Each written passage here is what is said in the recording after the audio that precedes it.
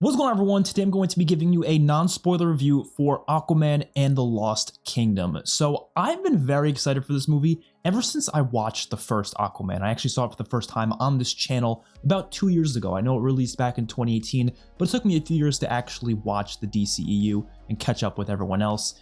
And it automatically was one of my favorite movies in the DCU. I loved it. I loved the directing. I loved the visual feel to it. I even loved a lot of the story, even though I know a lot of people say that the story was terrible and that the only good things were the visuals. I don't agree with that though. I thought the story was great. So ever since then, I've been very excited for the sequel, and it's been obviously pushed back a bunch because of various, different things, but we finally got it. And here are my thoughts. So starting off with the positives, of course, this movie is visually gorgeous, just like the first Aquaman. Now, a lot of people are going to complain about stuff like the CGI, and I will admit there were a few moments where I felt like the CGI was a bit wonky, but you got to understand, this is not an easy movie to make whatsoever. When you talk about the CGI required for a film like this, it's insane because you have all these scenes underwater using real life people. Now, obviously, you have a movie like Avatar that's years and years of production, so obviously they're able to kind of fine-tune things a little bit better, but even then, they're not using like actual real looking people. They're using these completely different species of people and using motion capture to make that work. But obviously here in Aquaman, these are real people that they have to animate in a way to make their hair kind of moving around in the water. It's not an easy task, and I don't think it looks perfect, but it definitely looks good enough to the point where I don't really mind. Like, I'm not gonna say it's a bad thing, but other than that, when you talk about just like the visuals of the locations they go to, like Atlantis and the Lost Kingdom that they eventually get to, is so many gorgeous sceneries and locations here. And even just when you talk about like the different creature designs, everything looks great. I love the color scheme of these Aquaman movies as well, especially this one. There's a lot of great scenes, even if it's just how the scene's lit, not even anything to do with the CGI, just how the scene's lit. They find such a great way to add so much color to the scene just from lighting alone, not even requiring extra CGI filters or anything like that. None of that. It's just straight up the lighting. They're able to make it so good looking. And then, like I said, the set design is fantastic. Even though a lot of the sets are, full of CGI, there are some sets that aren't as well, and they look so great. Great costume design. Honestly, I think Aquaman's suit here is probably one of my favorite comic book suits ever. I know he got it at the end of the last movie, but it's got to be one of my favorites. It's very comic accurate, which is hard to do because, he doesn't really look like the actual Aquaman from the comics, but they're able to still pull off that costume so damn well on Jason Momoa. And speaking of Jason Momoa, I don't think he's better in this one than he was in the first one, but he does have a few moments where he does shine as Aquaman here. I do think he is a solid Aquaman, but honestly, one of the standouts is also Patrick Wilson as Norm. And I think their bromance there is probably the best part of this movie. We're talking about the story and the writing.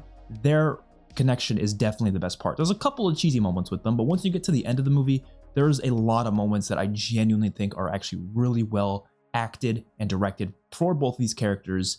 And there's a nice, kind of bow they kind of wrap around their story, I guess you could say. And I think it's really touching, and it actually really works well for those characters. Of course, the movie also has James Wan's amazing camera work, which I was totally expecting to see. I don't think it was his best work, not even close. When you compare this to something like Saw or The Conjuring or even the first Aquaman, I don't think it's better than those in terms of the camera work, but he still does do a lot of interesting things with it. That's why I think he's such a great director, is because he's never boring with how he directs scenes. It's never just shooting, directly face on with the actors. It's always trying to find some interesting way to move it around, whether it's, very hard to explain. I'm not like, I'm not a director myself. I don't know all the terminology for it, but he's able to do a lot with that camera. He's able to make the scenes so engaging to the point where I'm immediately immersed in every movie he's ever made. The final act of this movie is fantastic, which I'm glad to say that because I feel like a lot of comic book movies, like I really enjoy the first 2 acts or something, and then I always say, oh, the third act's where it fell off. But thankfully, this movie is one where I feel like the third act was actually the strongest part, and the first act actually is where the movie lacked the most, which is interesting. But I prefer the last act being the best compared to the first act, because usually that's where the most important story stuff's happening. But yes, if you're watching this movie for the first time and you feel like it's not really getting that great in the beginning of the movie, just wait till you get to the end of the movie, because trust me, it gets a lot better. It's one of those movies. I do think the first act spent a little bit too much time with the main villain, so you don't really get to see much of like the actual interactions between the characters until later into the movie. But speaking of the villain, he is really great. Black Manta, of course, he was in the first Aquaman, and he was great in that one, but he's more of a side villain in that one.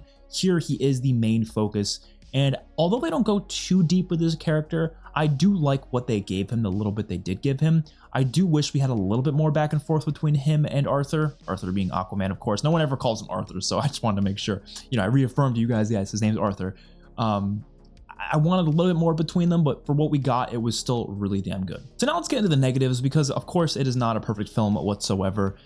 I do feel like this movie feels quite messy in a couple places. You can tell it was reshot to hell, and that is really unfortunate because there is a 10 out of 10 movie here. Like, trust me, you can get a 10 out of 10 movie out of this, crew here, out of the team that worked on this movie, the story. You could get a 10 out of 10 out of this, but unfortunately, you can tell the studio just stripped the movie, whether it's for reasons that they had to do or whether it was just by choice, just because they thought it was for the best.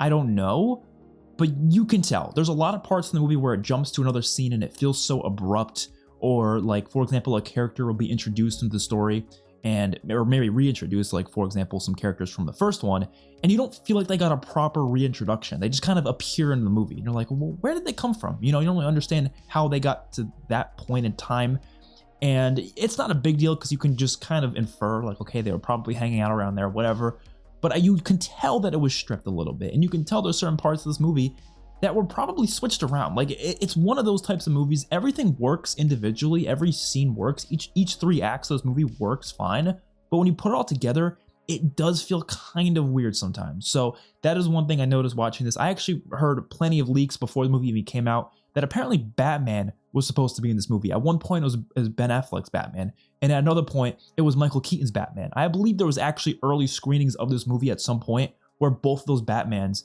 appeared. Now, I have no idea where they would have appeared. There's like only one part of this movie I can possibly think them appearing. The rest of the movie, it would have made no sense. So I don't really even know how there was even other versions of this movie where Batman was in it, but you can tell that they changed a lot, And there are a couple things that they actually didn't change that I was expecting them to, and maybe they did, but I'm just not too sure. There's a lot of people who were discussing about, Amber Heard's role in this movie. A lot of people thought she was going to be removed from the movie. A lot of people thought she was going to be at least reduced to a, significant amount. I wouldn't say she was reduced or taken out of the movie whatsoever. She was in it quite a bit. I don't think she was in it nearly as much as maybe, in the first movie. So maybe they did have her in it more before everything that happened, but she was definitely in it enough to the point where I don't feel like her role was reduced. I definitely could see where maybe they removed her at some points, but then again, I think you would have to have significantly reshot the movie in order to remove her. So I personally don't think they did. They obviously removed her from all the trailers though, so they were trying to make you think she was gone out of it, but no, she was definitely there. And actually, I liked her role in this movie, but there was also a few comedy misses here as well, which I don't think the comedy was like amazing or anything, but there was definitely a lot of funny moments here. But then there was some where I was just like, yeah, you could have just either not done that like scene whatsoever, or you could have just maybe redid the scene to make it a little funnier, because a lot of it has to do with the actor delivery and the context of the scene, and sometimes some of the comedy comes out of nowhere. It doesn't really fit the scene whatsoever, so it kind of just, it falls flat, And I don't need a lot of comedy. Obviously, it's a comic book movie. I don't need comedy, so they could have just left it out, or they could have just, again, try to make it funnier. So yeah, I'm gonna give this movie an 8 out of 10. I know that's like really weird to some people, because I've been seeing a lot of people on Twitter and everything freaking out about this movie because they were expecting to hate it already. Like, so many people are going into this movie already with the notion that they're gonna hate it. They already know they're gonna hate it, that they've already decided that they're gonna hate it, whether it's because they're one of those people who just can't get over the fact that Zack Snyder isn't making, any more DC movies, or they're a Marvel lover, or there's someone who's just so against anything DC past the Snyderverse stuff, right? There's a big group of people like that, and I love Snyder's movies. I think he's made the best movies in the DCU, but that doesn't mean I have to just automatically hate the movies that come after it just for fun, you know what I mean? There's also a lot of people who saw a lot of the early, press screenings, a lot of people that were reviewing it early, and there's a lot of negative stuff behind that. Obviously, the Rotten Tomato scores were quite low, so there's definitely a lot of negativity surrounding the movie, but I don't see the issue. I thought it was a good movie. I'm gonna be honest, I did. I think it could have been a lot better. I think you could have definitely had a version of this that was just as good as the first one, which I personally would give the first one a much higher score. But yeah, it's got some issues here, but it's great though. I really do think this is worth seeing, and I know a lot of people were hoping it would be a better DCEU send-off, but you got to realize it was never meant to be that. This movie was never meant to be a send-off for the DCEU. It doesn't even play out in a way where like you would expect it to be ending here. It almost seemed like, yeah, you could do more movies after this, because they were leaving it open. They were making sure, just in case this movie does really well, that they can bring Jason Momoa back as Aquaman in the future, DC stuff. They wanted to do that possibly if this movie did well, but it doesn't seem like it's going to do that well, at least in terms of box office. So they're probably not going to bring him back. So it is likely going to be our close for this character and for the DCEU completely. But like I said, it doesn't really need to close the universe. It's just its own movie. It's literally just Aquaman 2. You know what I mean? It just ended up being the last one. That doesn't mean that it has to do something special for the ending. The ending itself is perfectly fine. Like, I actually loved how they ended this movie. There's an after credit scene that's a little, goofy. It's a comedic after credit scene. It did make me laugh, so I'll give it that. But I saw some people on Twitter being like, "Oh, this scene's really stupid. What a stupid way to end the DCEU." It wasn't the way they intended to end it. It's just an Aquaman movie. Like, I don't know what you're expecting here. It's not a Justice League movie. It's none of that. It's literally just Aquaman. That's all it is. And I do think the way they ended the movie before the after credit scene was actually quite touching for the Aquaman character. Had some beautiful music. By the way, soundtrack was great in this movie as well. Forgot to mention that. So, I don't know. I personally enjoyed this movie.